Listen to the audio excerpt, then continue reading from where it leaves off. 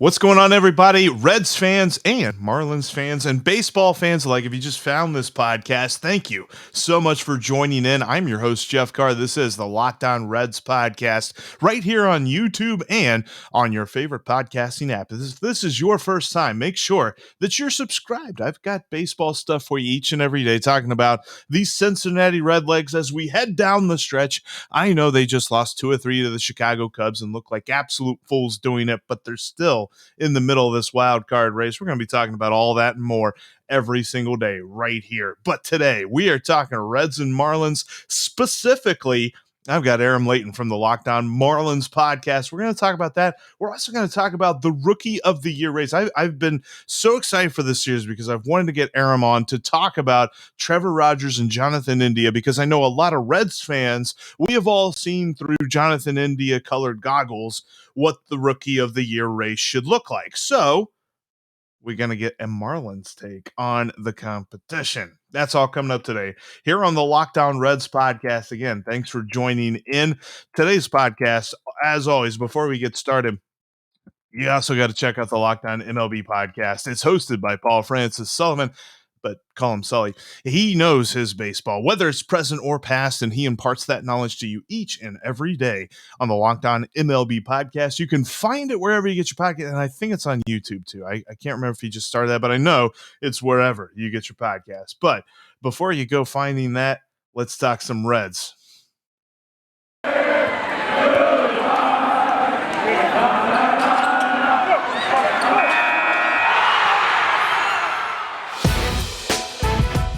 It's the Locked On Podcast Network, your team every day. You are Locked On Reds, your daily Cincinnati Reds podcast, part of the Locked On Podcast Network, your team every day. All right, let's bring him in. He is the host of the Locked On Marlins podcast. He's also the host of Locked On MLB Prospects, and he's got a wonderful website called Just Baseball. He's a busy dude. He is Aram Leighton, and he's on today's podcast with me. Aram, how you doing, man? That was an awesome intro. The whole that whole audio was awesome, and I appreciate the lead in here. I'm doing great. Thank goodness I cover things outside of the Marlins. I love the Marlins, don't get me wrong, but it's a tough time to be immersed in Marlins baseball, and a great time if you're a Reds team that should have swept the Cubs to bounce back here Yes. and sweep a team that you really should sweep in the Marlins. But I will say the Marlins do have some good pitchers, and the Reds are going to have to get past those guys, but I'm excited to preview the series. I'm looking forward to it too, and I'm actually glad that you're here. That way, there can be a little bit of a buffer, and I don't just go into a crazy ball of why the hell didn't we sweep the Cubs. But I mean, a real quick, just a quick recap on that. I think what happened was the Reds scored 1 billion runs in the first game, and they all thought, all right, we're just going to show up in games 2 or 3. We're going to win this thing. And that didn't happen, because as much as the Cubs brass are trying to put a roster on the field that isn't trying to win, every single player that wears a Cubs uniform is trying to win, because they're professionals and they're competitive, and they're not going to just lie down and let the Reds beat them. And that's what happened. It's the big leagues, man, and I know you got to be upset, of course. At the very least, you got to take 2 out of 3 of that, but it's not like they got swept. You mentioned they had the big showing in the first game. The way I look at it is it's the big leagues. One game teeters one way or the other, and this is a different conversation. So, yeah, like you said, it's literally these guys are going to go out there and try to win, and there's something a little bit dangerous this time of year when you have teams that are playing with nothing to lose. The Cubs are a bunch of guys that not only are playing with nothing to lose, these are guys that are playing for their careers, after this. They put up good numbers this year. They're not going to be in AAA next year. Some of these guys are prospects that really want to prove that they belong next year. So those are guys that are playing with a chip on their shoulder, and that can be dangerous. And that's where it gets fun to play spoilers down the stretch here, and that's kind of the role that the Marlins are in now too. Exactly. And speaking of the Marlins, let's jump on that, because the Reds haven't seen the Marlins for a couple of years, just playing the Central last year. What have they been up to? I know that they got into the playoffs last season, and now this year's been a little bit different. Yeah, last year's season, there's validity to it, and there's, obviously areas where it lacks validity. You have a shortened season. I wonder where the standings would have ended up if we cut the season at 60 games this year, right? It probably would have looked a heck of a lot different. So I will say, though, last year was a testament to the fact that the Marlins have the good pitching. They really do have a good young core of pitching, and they were able to ride that into the postseason through a shortened season. Now, this year, the offense was really bad. The bullpen has been inconsistent, to say the least. And in a marathon of a season, those warts will really show. Whether it's Sandy Alcantara, I think he's the only player in baseball to lose 4 starts in which he's gone 8 innings or more. You have a bullpen that is among the league leaders. I know you probably think it's the Reds. The Marlins lead the league, I believe, last time I checked, in blown saves. If not, they're right up there in the top 3. So when you have those two things, it's going to be hard to win ball games. The starting rotation has been great. And if it weren't for the starting rotation, this is the worst team in baseball. And unfortunately, they've dealt with some injuries to that rotation. Sixto Sanchez hasn't thrown this year. Eliezer Hernandez has only made a couple starts, who I think the Reds may actually see in this series. But it's just been an unfortunate year for them. And I still think that they've got a shot to put it all together next year. Anytime you have the young pitching that they have, that's a good building block. I think in fantasy, I drafted Sixto Sanchez toward the end of the draft to see if I could stash him. And when he gets pulled up, I was going to have an awesome starter on my bench. And I know from experience, he has had a rough year when it comes to the injury bug. Speaking of injury bug, we're talking about a dude who finally came back from one of his many, many injuries of his career, and that's Nick Senzel, and he's not here. For the first time ever, he rehabbed, he got better, he got healthy, and they said, all right, stay in AAA. You're good. It's like, whoa, dude. I mean, there's been a whole bunch of talk about that. I've talked a lot about it because I almost think it's not disingenuous, but I think they've been jerking him around his entire career. He was drafted as a third baseman. They played him at second base in the minors. They said, okay, now you're going to be a center fielder. And they just, for all of his talents and his abilities, the availability factor has really seemed to derail everything that his career has hoped to be. And so because of that, we've seen a lot more Tyler Naquin than we thought we were going to, which in the early season was good. Then in the middle of the season, it wasn't so good. And now it's back to being okay because he's on a little bit of a hitting streak.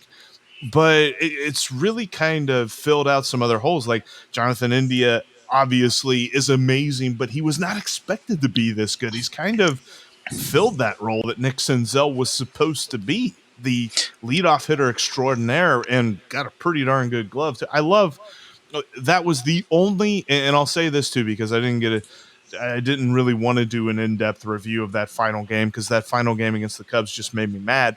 But the one good thing that I saw in that game, the double play combination that came to fruition a couple of times of Jose Barrero and Jonathan India, it's got me excited. It's good to see India making some strides because he was definitely shaky in the beginning, which is understandable, right? You're playing third base. You're more reactionary. You don't need to be as rangy.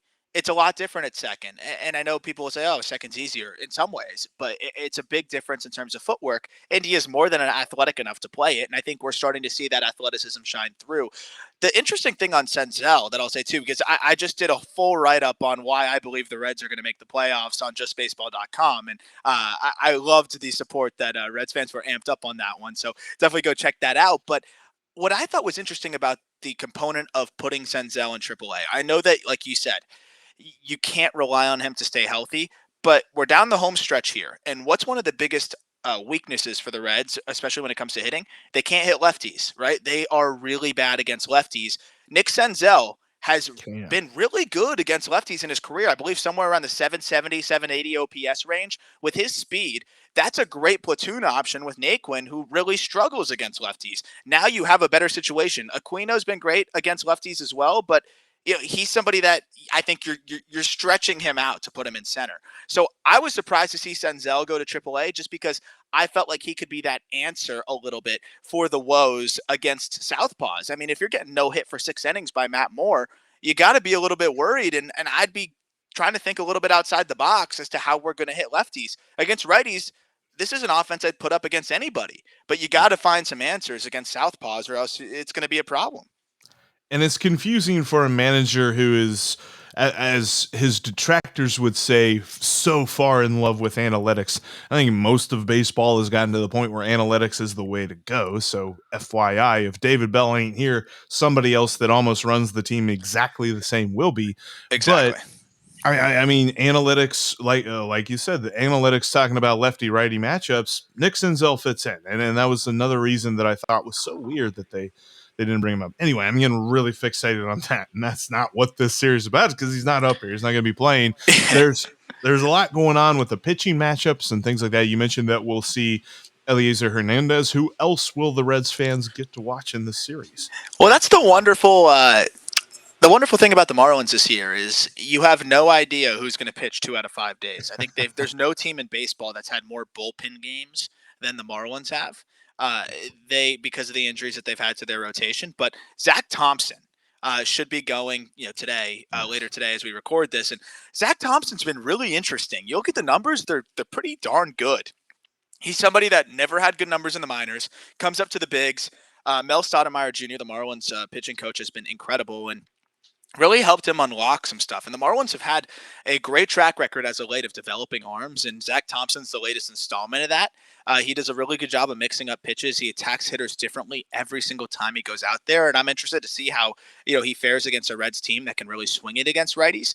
So it should be a good test. Eliezer Hernandez, another good test too, because he missed a majority of the season, comes back, was dealing through 4 innings, and pulls his hamstring rounding third. Now he's back again, made a good start last outing, but that was against the Cubs. Now I want to see him against a really good lineup.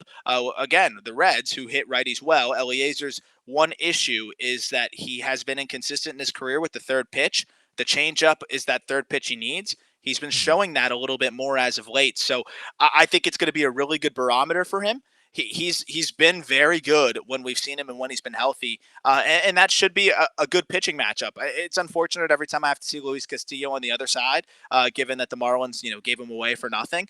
But then in Game 3 too, I don't know. There's a chance though we could see Trevor Rogers in that one. I'm not positive because there's a lot of uncertainty there. He is back and with the team, which is good. I know he had gone through he was on the bereavement list from what the reports were unfortunately a very bad loss in his family. And so thoughts are with him there. And for him to be back is a great sign. And it'll be fun from a baseball perspective to see him pitch possibly against Jonathan India and try to make his claim now, because he's been gone for a month. He's going to have to finish strong here in the Rookie of the Year side of things. But if it's not Rogers, I could see a bullpen game where at that point, get ready to tee off.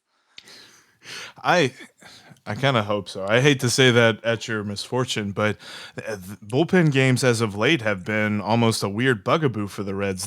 There's a strange formula that we have been starting to unpack on Twitter that is league average lefties and guys that there's not much tape on. Those are the guys that kill the Reds. And that's why, I mean, you saw Matt Moore, like you mentioned, with his performance. Adrian Sampson hadn't pitched in the major league since 2019, and except for Tyler Naquin's solo home run, he shut down the Reds. And just different guys like that on paper, you're thinking, all right, this team's going to tee off. And Sampson was a righty. Sampson wasn't even a lefty. So I was like, what is going on right here? But I look for good games from Castillo. Castillo had that blow up against Cleveland last Monday where Cleveland got 8 runs on him and his ERA jumped back up a half a run. But for the most part, he has climbed all the way out of the cellar of like almost a 9 ERA to now almost 3. He has pitched to the level that we all know that he can. And I thanked you last time, so I'm not going to thank you again for that trade for Luis Castillo. But it's always good to watch him pitch. You're going to see everybody else in this rotation except for Tyler Mahle because, well, Tyler Mahle pitched in that game against the Cubs and he was terrible, so he gets timeout. Plus, crazy he's not going to be on splits. 5-day rest. Yeah, crazy splits for him. And that's the thing. I had somebody ask me, they're like, do you think it's the sticky stuff? I'm like, nah, it's something about Great American. I'm like, I don't know. Maybe it's the fry box. Maybe he eats too much of it. And then he just tries to go out and pitch on a full belly of fry box. But he's just so much better on the road, which almost makes me wonder, because we were talking about this in the event that the Reds somehow sneak into the wild card. here, which they've got a shot to because the Padres are reeling with lots of injuries to their pitching staff at the worst time of the year for that, which you hate to see as a reason, but that's Yeah. what the MLB season is. It's a marathon.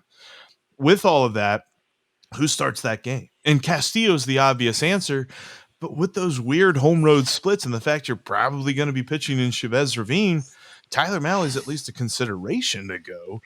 I think that the other guys on this pitching staff, though, you're going to see a consistent Wade Miley. He's going to give you fits, but he's going to do it really quick. You're not going to be thinking too much whenever he's on the mound. He is just a quick worker. He's like a dude who goes into the local grocery store with a list and he doesn't deviate from that list. He knows exactly what pitch he's going to throw, and he's going to throw it, and then he's moving right along. He's not messing around. I love watching him pitch for that reason. And then you see Sonny Gray. Sonny Gray's an interesting case because coming into this year, it was Ace 1A, Ace 1B with Luis Castillo and Sonny Gray. Sonny Gray hasn't pitched that way. In fact, here recently, he has failed to pitch more than 5 innings, I think, in his last 3 starts. So what are you going to get from that? What is this Marlins lineup going to do with that? Because I'm interested to know. I know that we've talked a lot about pitching side, but and we're going to get into that here in just a minute. I just saw, man, our first segment went way long. Anyway, this Reds Marlins series is going to be phenomenal. We're going to continue to talk about that more and more. Before we get into that, though, Aram, if you gone to like a brick and mortar store to get some auto parts lately, they're a little expensive. Way overpriced. They got these crazy markups, like we're talking like 50%, maybe even 100% markups from what they are charging or what they're getting charged from the suppliers. And I got a great solution to that. You can go online and check out rockauto.com. I love rockauto.com. The last time I got some parts from them, I had to get me a replacement turning lamp. What's the scientific term for that? I think it's a blinker. And I got one of those from rockauto.com. And it's delivered right to my door. It's really awesome the way that works. Oh, my friends in Florida, they don't really know what those blinkers are either, so it's okay. But that for me at this point, you got to get it shipped straight to your door, especially with everything going on, and that's exactly what Rock Auto does. Keeps it simple, and you can't really ask for much more than that. It's cheaper, and you don't have to leave your house. What else do you want? Yeah, and they've got a fantastic catalog because they got that catchphrase that we always say, rockauto.com has all of the parts that your car will ever need. And when you go to their website, in the checkout section, in the How'd You Hear About Us area, type in Locked On to let them know that your pals Aram and Jeff from Locked On Marlins and Locked On Reds sent you. I don't know that they're going to ask you all that details, but just type in Locked On in the How'd You Hear About Us area.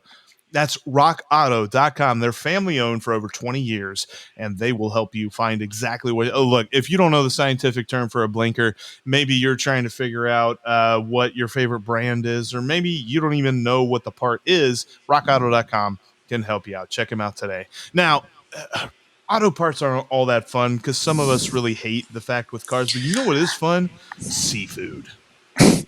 I'm a big seafood guy. Again, South Florida guy, so I'm all about it. But now I moved to New York, and not as easy to get it all the time. So it's pretty easy to get it shipped to your door too, right? I'm a big ship to my door guy. Wait, isn't that backwards? Like, don't people move from New York to Florida? Yeah, but I'm younger, so I think it's like the reverse, right? It's like a snowbird old guy move, retired dude move. I'll go back eventually. Well, regardless, you're a lot closer to the ocean than Cincinnati is. And the nice thing about wildalaskancompany.com, the seafood that you get, we're talking about halibut, cod, salmon. There's like 3 different types of salmon. All I knew was salmon, and I got this box, and all of a sudden there's 3 different types. I'm like, what do I do with these 3 different types? But they're very tasty. Just had some smoked salmon pasta. Got a little mushroom in there, got a little angel hair. Fantastic stuff. What they do is they catch it wild. They flash freeze it, which sounds like some kind of science fiction-y thing. And then they vacuum seal it, send it right to you. It's pretty much like you just caught it in your backyard, which wouldn't make any sense if you don't have any water there. And it's fresh whenever you thaw it out and cook it. Fantastic stuff. And they got a deal for you, Aaron. What's that deal? It's a good one. You got to tell me what it is because I don't have it in front of me. But it's too good to remember. It's wildalaskancompany.com. Sorry to put you on the spot there. wildalaskancompany.com/MLB. You'll save $15 off your next box. Bam. I can't advocate for it enough. I love seafood and I live in Ohio, so sometimes I got to figure out where exactly that's coming from. Wild Alaskan Company will set it right at my door, so I don't have to go find it, which is nice. And it's very delicious. wildalaskancompany.com/MLB for $15 off your next box. All right, that is the most off the rails any live read has ever gotten on any Locked On podcast. Probably the most entertaining one too. So you got to break it up. Anybody listening to that, anybody in the brass and Locked On, you're welcome. We've got some great stuff coming up with Reds and Marlins. I want to talk specifically about two guys, though, because these are two guys who we've talked about. Every time Jonathan India gets a hit, I send out a tweet about Rookie of the Year. And, oops, that's the wrong. I got way too many of these things. See, I type these up and I forget about them. That was from like another episode. Trevor Rogers, though, has been a fantastic pitcher. And just looking at the numbers, I haven't got a chance to watch really any of his pitching stuff. Tell me about him, because I've told Reds fans ad nauseum about how much Jonathan India is just amazing. Yeah, I mean, and India is amazing, and that's the thing is both of these guys have one, had incredible years, and two, were not expected to be the front runners for Rookie of the Year, which makes it so much more fun. I actually gave out on our Just Baseball picks before the year with the staff. I gave out Rogers, and one of our other guys, Jack McMullen, gave out Jonathan India. I think Rogers was plus 3,500, which means you're going to bet $10, you're going to win. What would that be? 350, and then same thing with Rogers, same odds. So it was amazing. But to answer on Trevor Rogers, he has one of the most lively fastballs you're going to see. It's not that it's 100 miles an hour. I mean, he is sitting 94, 96, but he releases it from a really tough arm angle, almost Randy Johnson-esque with the extension that he gets and how hard it comes out of his hand and the life that it has and how fast it gets in on you. Left-handed hitters really struggle against that heater. But the crazy thing about him is his best pitch, his best out pitch is a changeup. So he's able to lean on the fastball against lefties, which looks like it's coming at their front hip every time. And then for righties, they've got to gear up for 95, 96, but his best out pitch is his changeup. So you're geared up for 95. It looks like 95, and it fades out of there, and it's a changeup that just drops off the table. Those two pitches for him alone have been unhittable. The whiff rates on both of those pitches are incredible. The slider is that distant third pitch, but he changed the grip on it, and it has become a really effective pitch for him against lefties. So now he has the fastball changeup against righties. He has the fastball slider against lefties, and it has worked like a science. But he's comfortable going with the changeup left on left too, which makes him even more just dynamic. But the bread and butter for Trevor Rogers is that he can lean on that fast. Oh, I know, like talking about that fastball low and in. Sorry, go ahead. I know, like talking about that fastball low and in has really, it really dominated. Adrian Sampson dominated the Reds with that. And actually to a point before the Reds started scoring runs off of him, so did the first starter for the Cubs, and his name just escaped me. Anyway, he had a really good first pitch, low and inside fastball that the Reds really couldn't do much with. And that was kind of the game plan for the Cubs. The whole series was hit that low and inside corner. So I don't know if teams have like found some kind of hole in the Reds swings.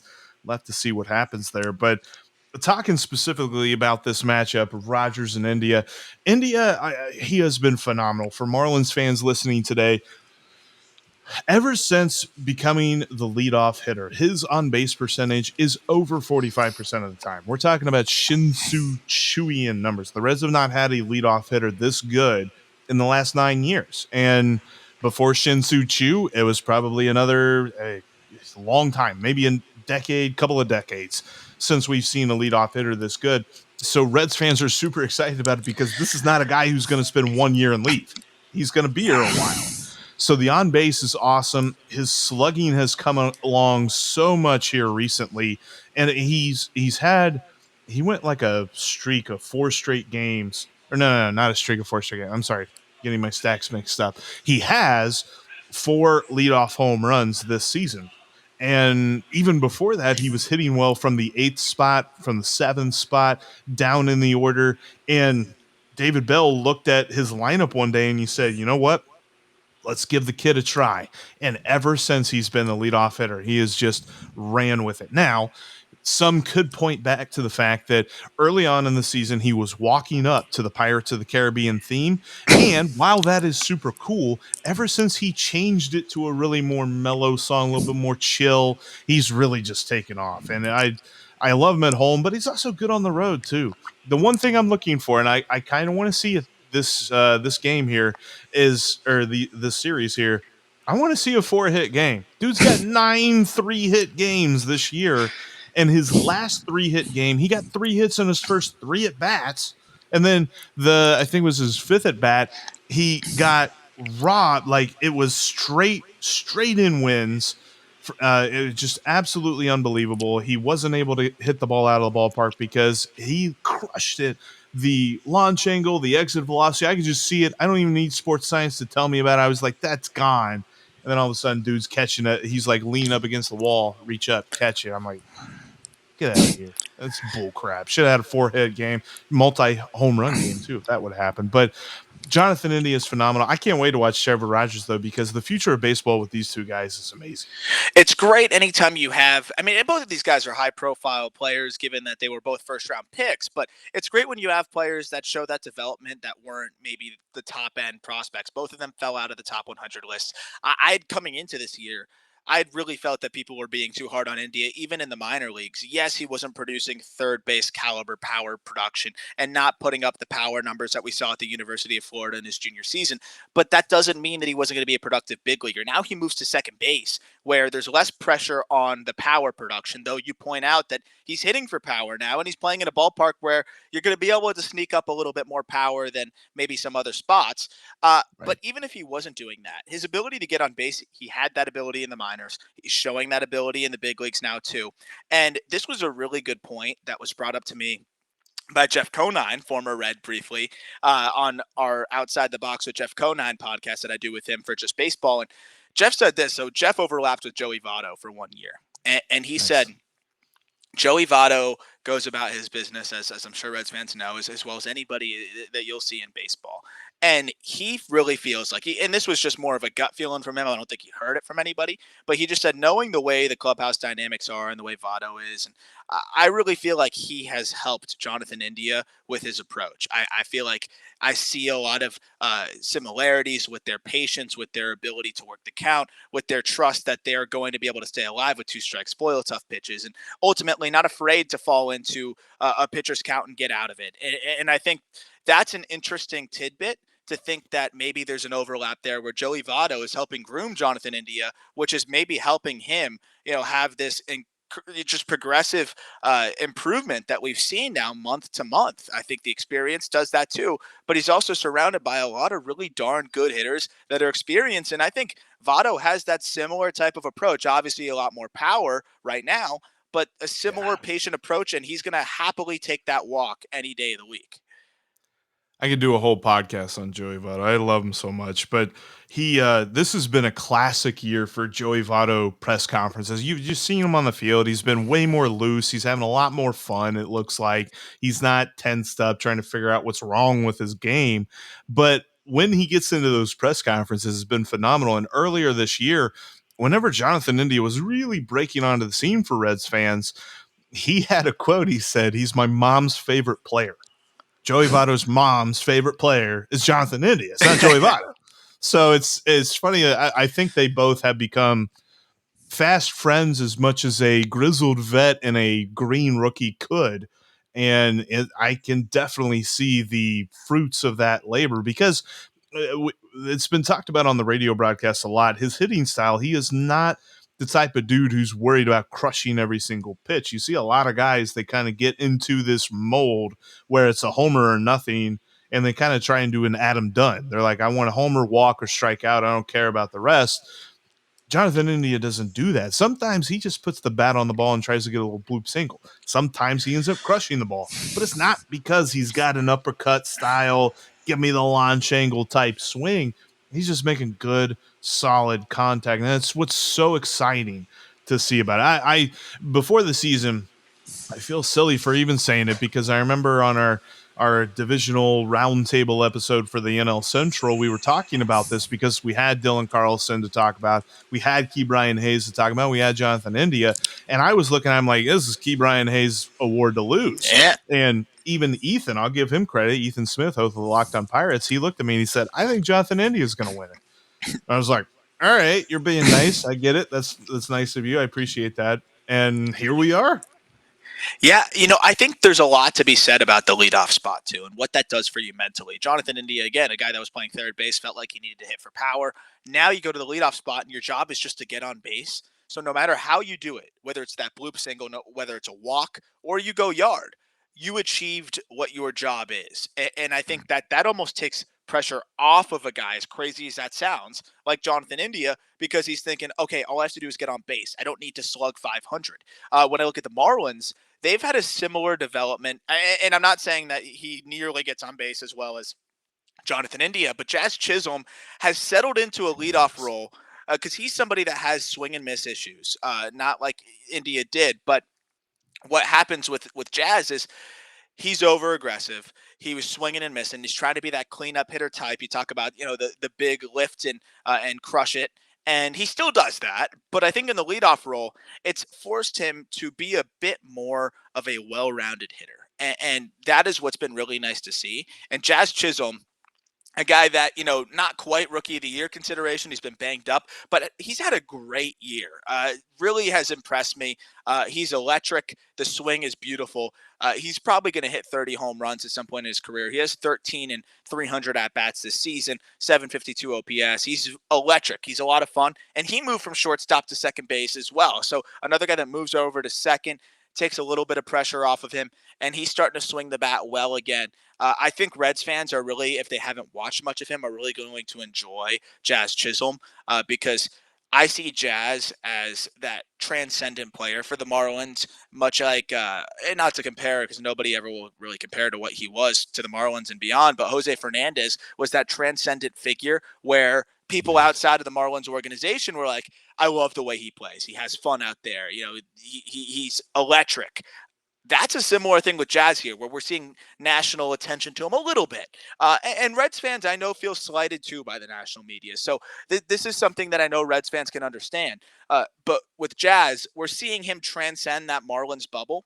And I think Reds fans will really just enjoy the way he plays. He just has fun out there. He goes 100 miles per hour. And when he gets a hold of one, man, whew, that swing is gorgeous and it goes a mile.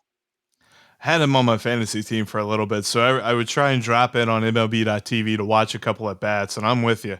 Plus, I mean, that's an all-time, that's a top name in the league right now. Jazz, like, I don't know that I'd ever use his last name. In fact, if I were him, I'd file a petition to just be like, Cher or something. Like Ichiro. I'm Jazz. Yeah. Just Ichiro, just Jazz on the back. I mean, Jazz. I wouldn't put anything past this guy. He came out in his debut with blue hair. Nice. Just does not care. Has a ton of fun out there. Maybe maybe some players don't like it. That's fine. I think it's good, and that's an entirely different conversation to have. But he has so much fun out there, and he's been a little injection of life to what has been a frustrating season for the Marlins. And again, I just think Reds fans, it'll be fun to be able to see a young and upcoming player that I think is really good for baseball in Jazz Chisholm. We've definitely got to wrap that segment up there because you just said like poetry there, like blue hair, does not care, has fun out there. That's it. We're ending that segment on that one because that was awesome. All right. Before we jump into kind of what we think is going to happen in this series and some general topics, because there was some big news that came down the other day. I want to get your thoughts on that. And I haven't really touched on it that much on my podcast either. So I want to vet this out a little bit. I want to shout out our sponsor, BetOnline.ag. You can go there today, set up your profile, and enter that promo code Locked On. You'll get 50% added onto your initial deposit, and when you're talking about what you can make some money on, what kind of stuff we looking at here, Aram? They got everything: MLB, NBA, NHL, UFC, and MMA. And to get 50 free percent on $100, you get 50 free Free money. dollars. It's Free free money. money. Until you just got to bet it right. So you got to bet Reds money line probably the next 3 games. You should be in good shape. I'm interested to see how this series rolls, and I know that you can also kind of dig into series prices and take one team or another. I don't think the Reds are going to be any kind of value, so that's probably not going to be worth your time. But I know that you can get in on some props. I was feeling really good, and I'm glad I didn't tell anybody about this until after the fact, and I can just make myself look terrible. But I took Tyler Mahle 9+ strikeouts on the Reds to win yesterday. Anyway, I'll have tips for you from time to time that are much better than that. I try to do it every so often. But again, Aram, what is that promo code that they can make some free money on right from the start? It's Locked On. Come on, it's Locked On. Just like easy to remember. One word, Locked On. You get 50% free money. It's tough to beat that. Free money, make some money off your sports knowledge. BetOnline.ag. All right, so let's wrap it up. But firstly, let's say, all right, these 4 games, the Reds. I almost wish, and I hope, as a fan, I'm looking at this from the kind of emotional rah-rah perspective. I understand this, but I hope that they look at that Cubs series loss and they go out and they sweep the Marlins. 4 games is hard to sweep anybody. I understand that, but I feel like the Reds have to have a sense of urgency, and they got to come into the series starting from a mindset of we got to go 3-1, and hopefully they go 4-0. I think it ends up being 3-1 because this bullpen has showed that it's really hard to count on them for 4 straight days. So I'm going to say 3-1. I think that's probably the right takeaway. And also, the Marlins, again, they have their limitations, but they've got some good starters, and you're probably going to get 1 or 2 quality starts out of these 4 games, and that means you're going to be in the ball game come 6th, 7th inning, and that's where anything can happen. Again, it's baseball. The Marlins are in a spot right now where they're letting a lot of prospects get at bats. That can be good or bad, right? Again, you're having players that are playing with nothing to lose. Jesus Sanchez just returned to the lineup, went yard yesterday. He's got a lot of power and is a really exciting bat for them. Jazz Chisholm back in the lineup full-time again. He's starting to swing it really well. They've had some guys swinging it. Lewis Brinson, up until the last few ball games, had been just a revelation. So we'll see how that goes.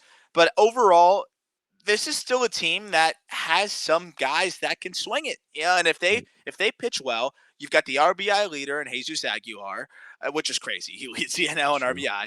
And you've got some young guys that can swing the bat a little bit, and Brian Anderson's starting to come alive. And they're not the worst team ever, right? So 3 games out of 4, I think you got to be really happy with that and roll forward with that. But I do think if I'm a Marlins fan, I'm coming into the series a bit worried just because the Reds got humbled and they got reminded here that it's Major League Baseball. And if you don't come in and treat the Marlins the same way that you treat the Cardinals or any other division rival or a team like the Padres maybe that you're duking it out with for that final playoff spot, they'll surprise you and they'll beat you because it's the freaking major leagues. And I think the Reds know that. I'm sure Joey Votto gave them that talk.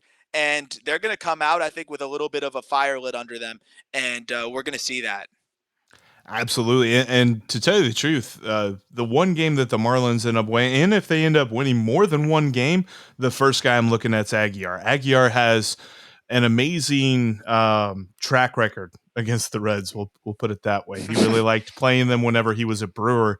And I think it's going to be interesting to see how they pitch. There's one dude for sure that there's one dude for sure that I know is going to be one way or the other, and that's Wade Miley. I talked about how quick he works on the mound, but he has shown in the past handful of games, there's been a couple of games where there's just a lot of hard contact on him. And when you take out the fact, because all season long he's been like 98th percentile of limiting hard contact. If you take that away from his resume, he's just kind of an average dude. He's just a okay pitcher. So if he's allowing hard contact to Jazz and to Brian Anderson and to Jesus Aguilar, that's going to be a long game. And I'll be interested to see if they can get up on him like that. Well, the interesting thing with Mlb is that he does a really good job, like you said, of just getting ground balls, weak contact. But the Marlins, they're a team of young hitters that are ultra aggressive, and they struggle more against the Luis Castillos, the guys that'll get you to chase, to expand the zone. So that's going to be, I think you put out a good point there. This is going to be a good little bit of a feel here, what's going to give, because Miley's not a guy that really makes you expand the zone. He's a guy that will make you get yourself out. And the Marlins are a team that's aggressive. So we'll see what gives there. I could see him pounding the zone and getting outs and taking advantage of young hitters, but I could also see some of those young hitters ambushing him, and that could be the approach that they want to have. So it's going to be fun. I think it's going to be a quick game because they're going to be aggressive, and that's what's great, though. Wade Miley is what I think a lot of the MLB brass really wants to see is these guys that work quickly, so they don't have to put these Band-Aid rules that don't do anything. But right. I'm excited to see that. It's funny because I feel like Wade Miley would be a kryptonite to the Reds. So it's good that he's on the Reds team. But for the Marlins side of things, if they deploy Rogers in this one, that's a great outing or a great opportunity for Rogers to come back against a team that really struggles against lefties, and he can lean on the fastball and set the tone with the fastball. And that's a game where I'm looking for the Marlins to win. If they do end up starting Rogers in one of these four, that's the one that they've really got to feel good about in terms of trying to steal one or two in this series.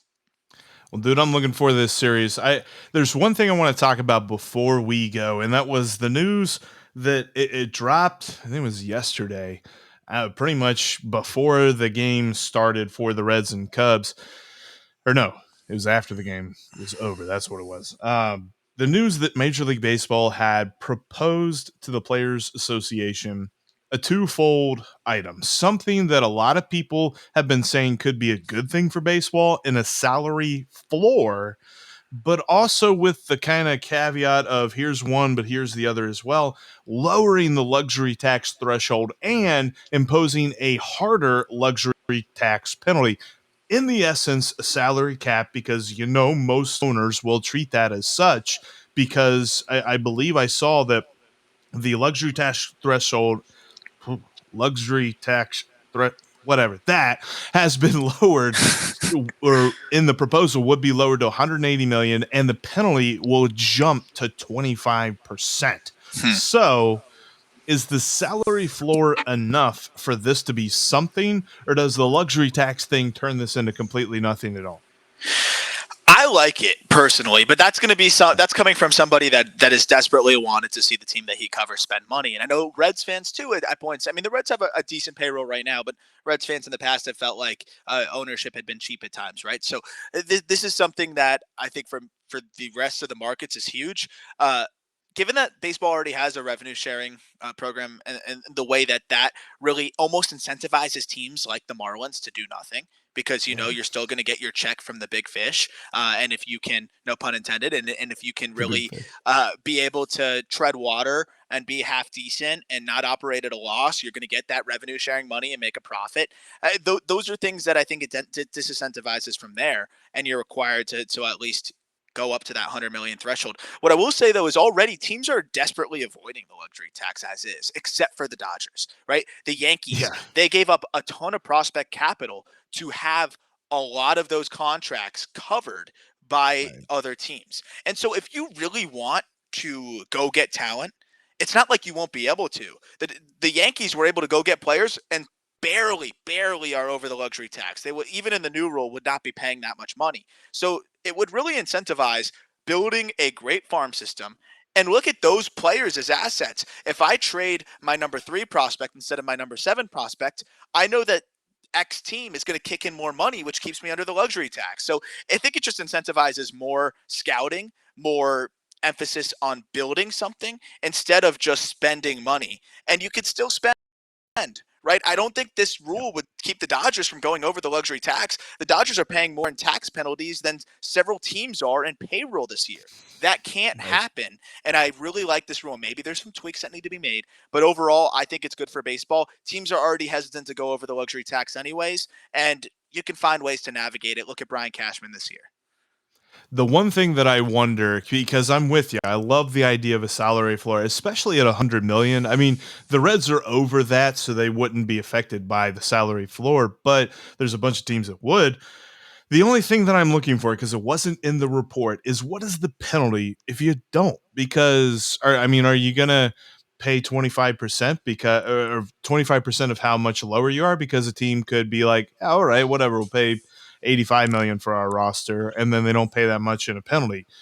I think that it's got to be a pretty substantial penalty for this to work, because you've got, I remember, and it didn't obviously happen, so it was kind of a moot point. But before the trade deadline, Ethan from Locked On Pirates was talking about if they were to trade Gregory Polanco, their entire payroll would be cheaper than Trevor Bauer's contract, which we won't get into Trevor Bauer that much here, but the numbers Yes. side of things with him. Yeah, it'd be lower than his contract. So it's like, okay, that's got to be the kind of thing that is just absolutely just like Pirates fans got to be excited about that. Yeah, I mean, you're essentially becoming Premier League soccer at that point, right? Like that can't happen. That's too polarizing. So maybe this rule might be way out here, but I think it is a good starting point of what baseball needs to focus on, and I'm happy about that because, yeah, you're gonna have big market and small market. That's always a thing. But you need to encourage a little bit more parity, and you have to disincentivize teams from having a payroll that's lower than one singular player. That's a joke. That can't happen. I'm with you totally. And I tell you what, man, this has been awesome. We went a little bit long, so sorry if it's TLDR, everybody listening and watching, but I had a lot of fun. It's always good talking with Aram Leighton from Locked On Marlins. Tell Reds fans how they can follow you during the series. Yeah, absolutely. At Aram Leighton 8 on Twitter, and also at Locked On Marlins, and then the third one is just at Just Baseball, which is to be Just BB Media on Twitter, and JustBaseball.com. Have the Reds piece up there too, and we'll have a lot more on the Reds system coming up soon. Top 100 list coming out, and a spoiler alert: Lodolo and Hunter Green are going to be pretty darn high on that thing. I'm looking forward to seeing them in the majors, man. For Marlins fans, you can follow me at Jeff Carr with 3 Fs, and you can follow the show at Locked On Reds.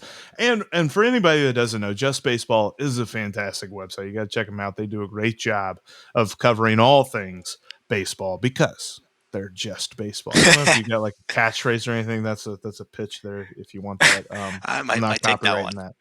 Appreciate it, my man. Always fun. Aram, good seeing you, man. Let's talk again soon. That sounds good. All right, guys. Thanks so much for watching and listening. Make sure you're following both of our podcasts on your favorite podcasting app, and make sure you're subscribed to the Locked On Reds podcast right here on YouTube. But that'll do it for us today. We'll wrap up, or I'll talk about Game 1 tomorrow, and I've got some other thoughts. I got a question for you, and I'd love to hear everyone's response on the Locked On Reds line, 513-549-0159. Would you rather, in terms of baseball career, would you rather be Nick Senzel or Tyler Naquin? We're going to talk about that tomorrow.